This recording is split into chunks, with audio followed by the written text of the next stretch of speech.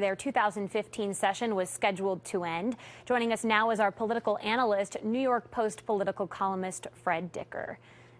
And we have him. I'm here, Ann. Between the GOP-controlled Senate and the Democratic Assembly. And I'm having trouble understanding what the question is, but let me just say that the good news is the governor's meeting right now with the legislative leaders. Over the weekend, there was no progress. The gulf is still over the New York City rent regulations, and why they can't get together has to do with fundamental philosophical difference. Some people here think that things will not be resolved this week. What are the big issues that still need to be resolved? Well, there are a number of them. It has to do with renewal of rent regulations for New York City, a rent incentive program for New York City called 421A.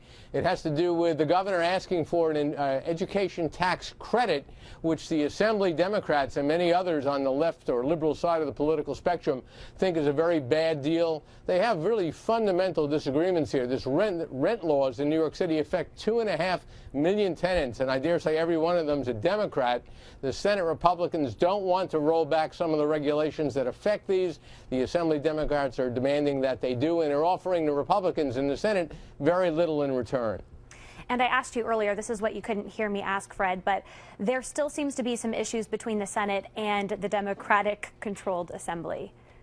Well, that's what I've been talking about, and absolutely, they're very fundamental. As I said, as we speak, the governor is meeting with John Flanagan, the Senate Republican leader, and Carl Hastie, the Assembly Speaker, trying to resolve this. But there's a lot of pessimism out there, and many people think it may take bumping up against the July 4th holiday to force a final agreement. And if that happens, these lawmakers are going to be here for another couple of weeks.